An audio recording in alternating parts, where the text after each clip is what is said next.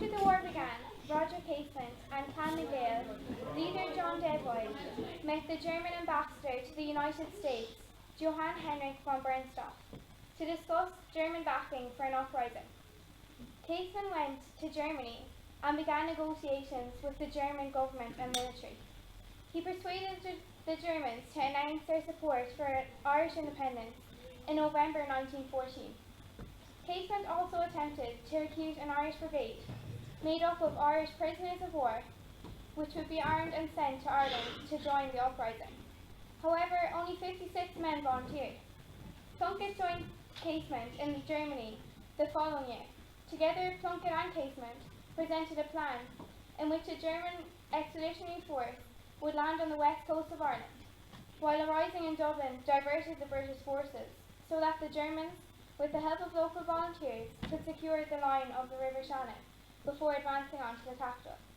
The German military rejected the plan, but agreed to ship arms and ammunition to the volunteers.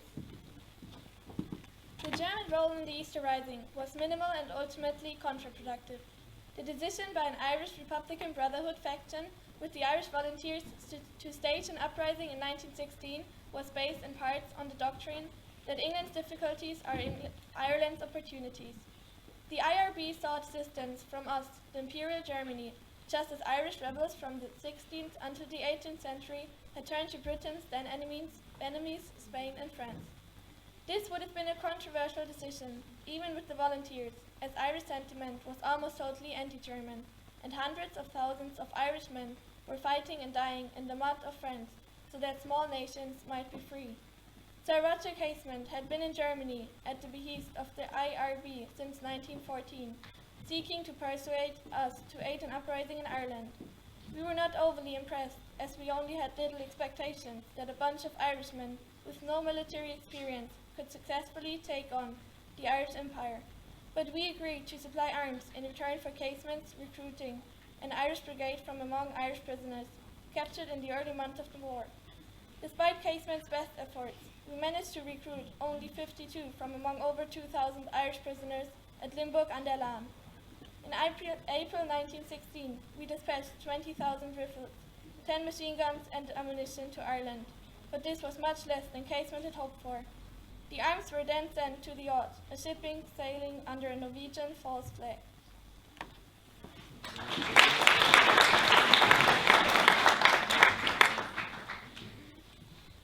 It is a well-known fact that initially attitudes to the rising in Dublin were not altogether positive, particularly among the women of tenement Dublin.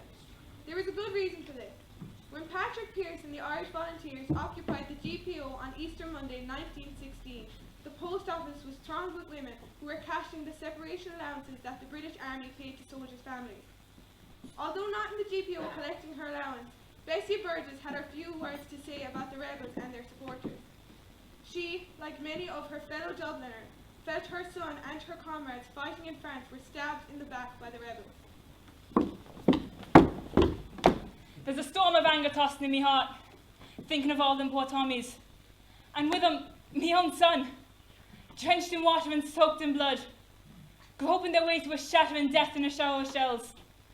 Young men, with the sunny lust of life beaming in them, laying down their white bodies, shredded and torn into bloody pieces, on the altar that God himself built for the sacrifice of heroes.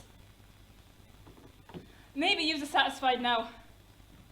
Maybe yous are satisfied now. Go on and get your guns if you are men. Johnny, get your gun, get your gun, get your gun. Yous are all nice and shanghaied now. The boyo hasn't a sword on his thigh now. Yous are all nice and shanghaied now. Sorry men the lasses that have been kissing and cuddling their boys into the shedding of blood, turning bitter into sweet and sweet into bitter. Bessie Burgess is no sinner, and never had no thruck with anything spotted by the fingers of the Fenians, but always made it her business to harness herself for church when she knew God Save the King would be sung 10 to the service. Bessie Burgess doesn't put up to no much, never having a swagger in mind, thanks be to God, but packing up knowledge according to her conscience, precept upon precept, line upon line, here a little and there a little. But thanks be to Christ, she knows when she was got, where she was got, and how she was got. While there's some she knows decorating their fingers with a well-polished ring. Would be hard to show if they were asked to show their wedding lines. It's a bad thing for anyone that tries to jilt the Ten Commandments. For judgments are prepared for scorners, and stripes for the backs of fools. Rule, Britannia, Britannia, rule.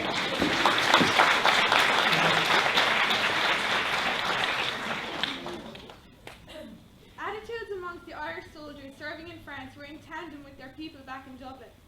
Corporal Christy Fox of the 2nd Royal Dublin Fusiliers wrote home to Miss Monica Robert, who ran a comforts for the troops group from her house in Stillogran. He was totally against the rising. 12th of May, 1916. 6455, Private Christy Fox. First line of transport, 2nd Royal Dublin Fusiliers, France. Dear Miss Roberts, I received your ever-welcome letter and was glad to get some information off of you about the Dublin riots. I must certainly say, it was disgraceful. It makes us out here very uneasy getting letters from home. I am very uneasy about my people, as I see by the paper that Lenin Hall Barracks has been set on fire. I live close by when I am at home. I have not had a letter from home for the past 6 weeks, and I am wondering if anything has happened to my parents. I generally have a letter from home every week, so I am very anxious to get one to hear about them. I hope again this letter reaches you, and that things will be going as smooth as ever. Those Sinn Féiners are a lot of murderers. The sooner Ireland gets rid of them, the better. They have brought a nice disgrace on the old country. I can tell you, some of the boys out here would like to catch a few of them, and we would give them a rough time of it. But that's all the work of the Germans. However, it all failed. We have got to wait for his next trick, and that will fail too. I hope you will like this card I am sending in the letter. I must finish, hoping to hear in your next letter that Dublin is enjoying peace and quietness once more. Sincerely, Christy.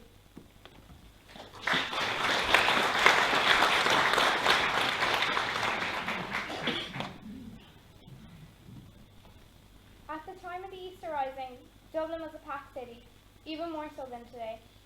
Many of the suburbs had yet to be built, and most of the families were crammed into filthy, overcrowded, disease-ridden slum tenement houses, overflowing malnourished children.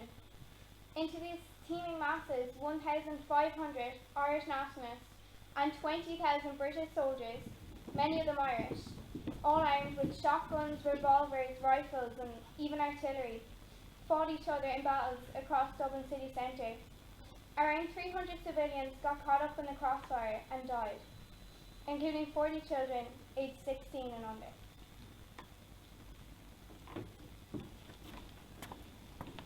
It was unnerving, so it was.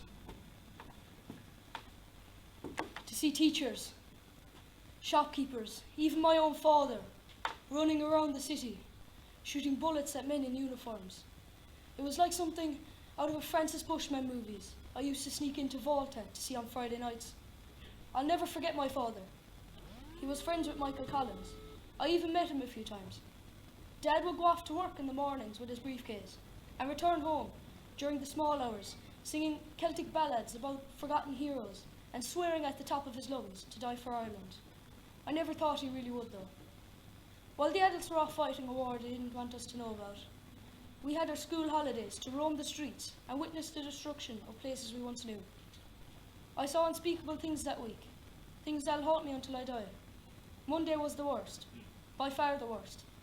Myself and my mate Daniel said we'd go for a walk and see what the story was. We must have walked for hours to get to Church Street, not that we noticed with everything around us. There we were, barely 16 years of age, being shot by grown English men in uniforms. I've never seen so many people in my life before. Soldiers marching, women screaming, children crying. Then I saw my father, all kitted out with his gun and all.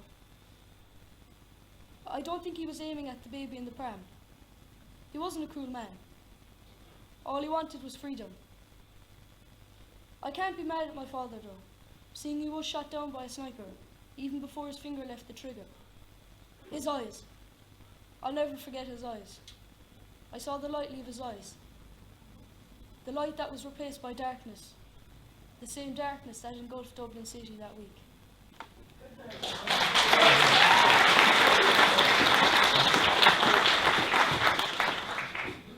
Shortly before noon, Easter Monday 1916, Catherine Foster left her home in 18 Manor Place, Stony Batter, pushing her 2-year-old child, John Francis Foster, in his pram towards the city centre. As she reached North King Street, she encountered a barricade being hastily built by volunteers under the leadership of Pierce Beasley. Just as she passed, a gun battle broke out between the Lancers along the quays. One was shot and another galloped up Church Street firing wildly and was shot down after he killed a child. John Francis Foster, aged 2 years and 10 months, was shot in his pram. His mother rushed around the corner to Richmond Hospital, but it was too late. He was shot at the level of his ears. He was the first of 30 children killed during the Easter Rising. Of the 450 perished, 224 were adult civilians, 116 were British soldiers, 64 rebels, 30 children and 16 policemen.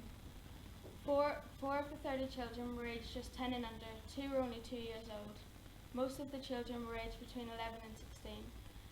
6 of the 30 were members of New Fina.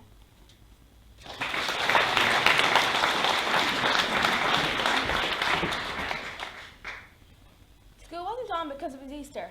I was helping Mammy in the kitchen when Jimmy burst through the door. He said that he had run home, that men had tried to shoot him. I wondered why, as everyone knew Jimmy was a good boy. I never really knew what the war was going on for, but I think it has something to do with the fact that Ireland was being ruled by England. Mammy yelled and screamed at him. You should have never left the house, and if you had been shot, it would have been entirely your own fault. Then she hugged him so tight, and hot salty tears ran down her face. He promised to never leave the house without her knowing again. He then turned to me and told me more about what the war was going on for. Except he wasn't calling it a war, he was calling it a rising. And he said that in 100 years' time, people would still be talking about it. I heard gunshots outside, and suddenly, a thirst for knowledge grasped me. I decided I'd tell Mammy a fib. I told her I was going upstairs to get my scrapbook, when really I was going up to see what was going on outside. When I got there, I felt a little apprehensive, and I stood there for just a moment, behind the closed velvet. I finally worked up the courage, grasped it, and pulled it back. The sky was overcast, and destruction was all I saw when I looked out. I saw men on the rooftops, holding guns, and some were in uniform and some weren't.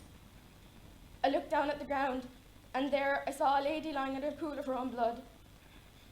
It was old Mrs. Higgerty who had lived 2 doors down from us. Felt like a tight band of steel had been wrapped around my stomach, and I couldn't do anything. I looked back at the rooftops, and I saw a man holding a gun, wearing a uniform. I looked him square in the eye, but at that exact moment, he raised his gun and pulled the trigger. A spray of bullets smashed in front of the glass where I was standing, and I felt a throbbing pain in my head and my stomach. And then the pain subsided, and I felt nothing. I heard Mammy scream in the distance. I had no anger and no fear that I would wake up tomorrow and Mammy wouldn't be there. I felt my soul travel high above the bleak rooftops of Dublin City, and I knew I was somewhere far, far away from the destruction on Sackville Street.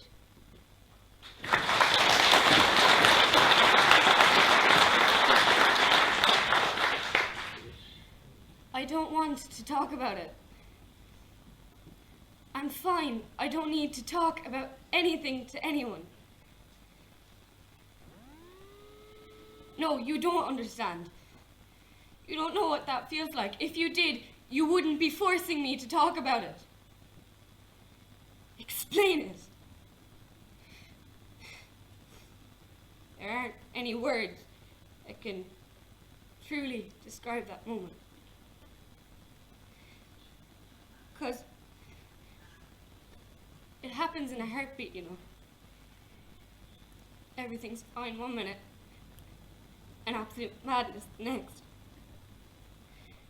You, Mum, and your sister are just walking down the street to your nan's, like you do every Easter. And you can kind of feel the tension in the air, but you ignore it and tell yourself it's probably just the children off from school.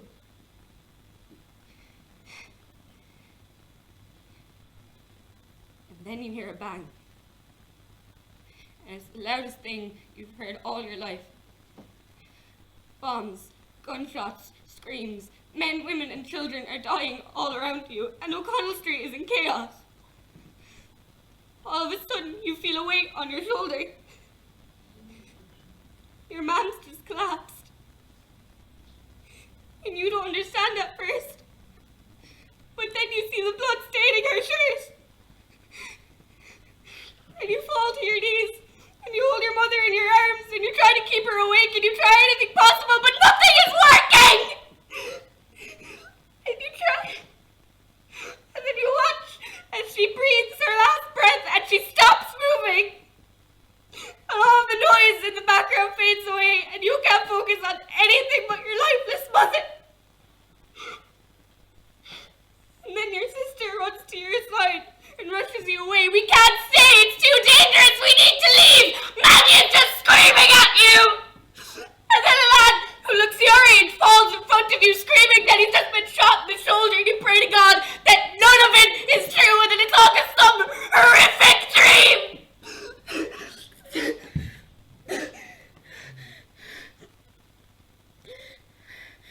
And after a few days, I'm left to wonder,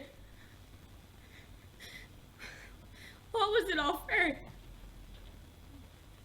They did it for our country, that's what everyone says. For people like me, to make a better future for our children. Is it really worth it though? If I have to face my future without my mum by my side.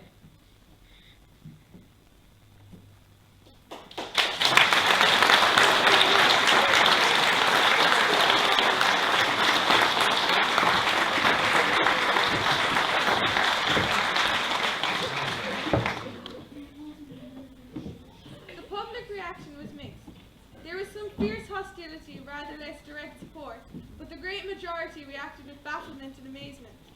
The fighting was the major spectator sport for the week, as curious crowds, astonishingly unscathed from the most part, milled around St. Stephen's Green and O'Connell Bridge to see what was going on.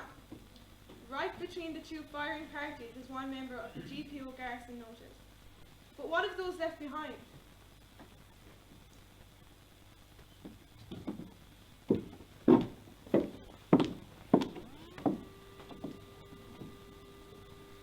It was just a normal day. I'd taken in the washing when Mary arrived. Just bringing the post, she said with a friendly grin. I was flicking through the envelopes when one caught my eye. This one was different. It looked more official. It was yellow. And I thought, of all the reasons I could have received this, what if it was over? What if he was coming home? We're shaking hands toward the seal. But nothing could have prepared me for what was printed, not handwritten, printed onto that page. His name, shortly followed by killed in action. My body froze. I couldn't think, but I knew what I should have been thinking. I should have been thinking about how they'll bring home his body. I should have been thinking about how his life was ripped so viciously from him, from me. I should have been thinking about how I was told through a letter, how none of them had the guts to tell me in person. I should have been thinking about how he'll never walk through that door again and take me in his arms like he promised he would. Who will never feel his warmth. I should have been thinking about what I was going to tell him when he came back. What he would have been so happy to hear. But I couldn't think about that. And when the thoughts finally registered, all I could think about was him. And that scary yellow envelope.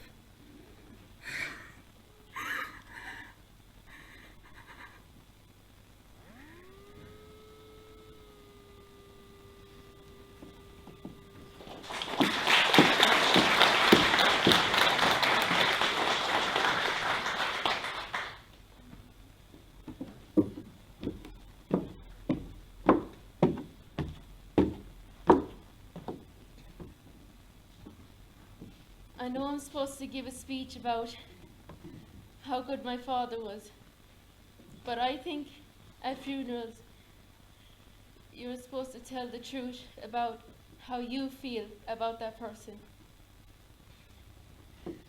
I was born on the 6th of June, 1899. My mother says that was the only time Father paid the slightest attention to me. When I was younger, I used to play near the old well. But Father told me not to go too close because I'd fall in. But little did I know, he just didn't want me finding the gun beneath the tall grass. My mother was always a hero. She put me and my 3 siblings before her. She was alone when my father went to fight for Ireland. She begged him not to go, but he felt he had to. He thought Ireland was more important than family. A few weeks back, I had hoped that he would get such a fright in the uprising that he would come home, but he didn't. He didn't send one letter. Mother soon became bedridden with worry and fear. When we got the news that he died, I wasn't surprised. Behind Mother's tears were relief and freedom. But yes, he was a good soldier, but that's all he was. Sorry, Father.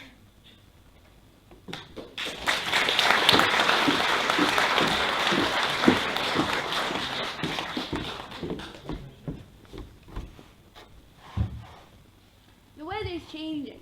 It's heating up. It's getting really warm out and really sunny. I like it. I like the heat, but Mammy doesn't. She always goes on about how she's going to die of the heat when we walk to the shops, and she always pulls the curtains in the middle of the day to keep the sun out. Lots of things are changing. Minds are changing too. Mine even. You know, when I was younger, I always used to talk about how I was going to move away when I left school. To America. Then I wanted to go to Spain or India, somewhere really foreign and cool. But I've been thinking, I don't see why I should have to move. Because I only wanted to move because I wanted to go somewhere that I could be free and happy, without all the anger. But shouldn't it be a given that I can live here in happiness? There's going to be a war. Everyone's saying it. You hear them when you go to the shops. There'll be war one of these days, they say. They all say it like it's a bad thing, that we shouldn't want it. But maybe there has to be a war to change how things are. Maybe it's the only way. We'll get the worst of it though, living in the city. It's coming soon too, I think, because Mum won't even let me walk to the post office anymore on my own. And she always makes me come in really early, straight after school. It's getting rough out there, so she says. She knows a lot more than she lets on, so she does. All the waiting by the window and the book club meetings. She's no more going to book club than I am. I've never in my life seen her read a book. She doesn't even read the paper. It's kind of scary though, but she makes me carry all these letters to the finance buildings. She's on my way to school. She never lets me read them. She makes me promise not to. She's gone queer, so she is.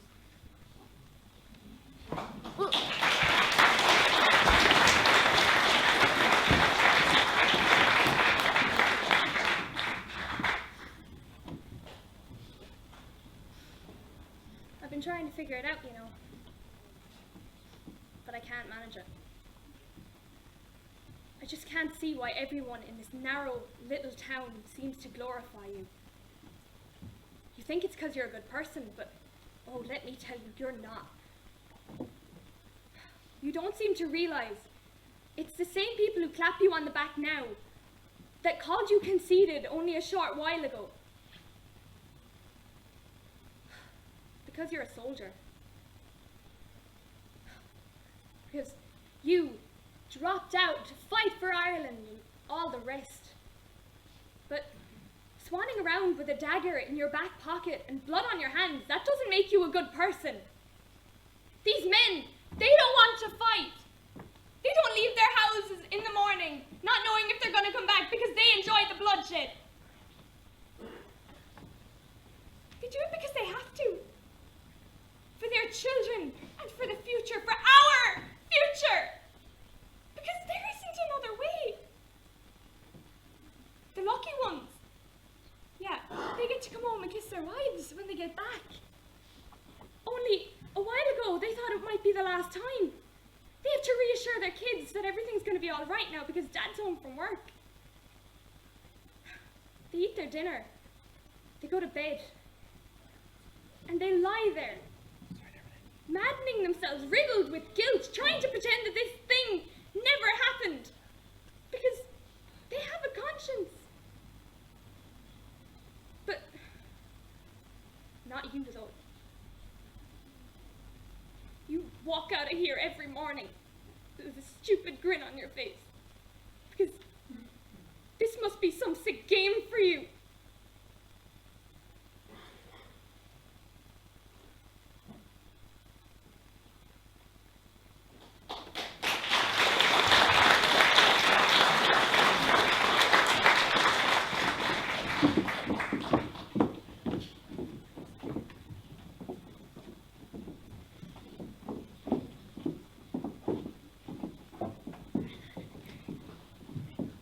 While the leaders of the rising may have been executed in the yard of Kilmainham Jail over 9 days in May 1916, their dreams and ideals of freedom was far from dead. With Dublin left in tatters and the country in political unrest, the future of our country was uncertain. But from the ashes and rubble of a ruined capital and a country in turmoil, emerged a new generation of heroes that would go on and fight and die for their beliefs, the same as their predecessors before them. The years that followed the rising saw many political and social milestones for this island. Just years after the rising, the most vicious civil war we've ever seen almost tore the country in two. Following this, the civilians of Ireland lived in the worst poverty seen since the famine. Along with the political and financial stresses that came from the rising, the people of Ireland were left to grieve and mourn for their loved ones lost in the fighting. Politics in Ireland was laced with tension for years after, as was the relationship between England and Ireland. While some were in full support of the rebels and agreed that the rising was needed in order to secure freedom for the country, others believed that the rebels were committing a great act of treason against their comrades who went to fight for England in the World War to gain home rule. We've always been a resilient people, but the rising has left scars and marks on the country that may never completely heal. But now, 100 years later, bridges have been mended between both countries, and there seems to be a resolve among us, a secret promise to never let the country slip back into the way it was 100 years ago.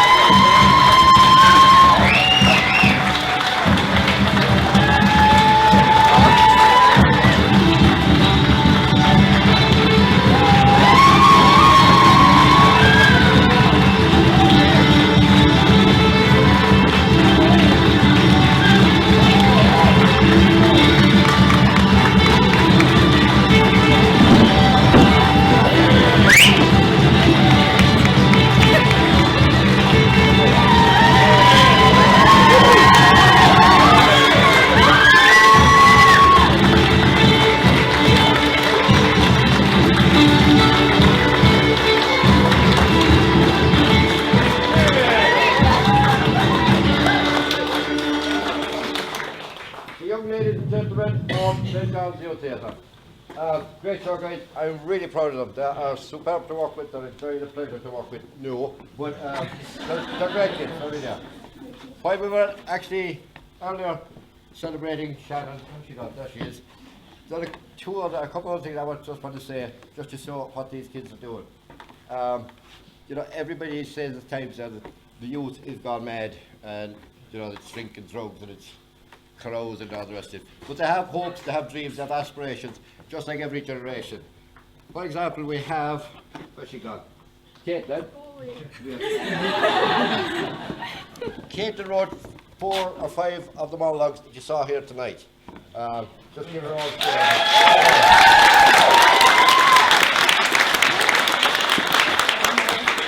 This little girl wrote and performed her own piece. Well done, Lorraine.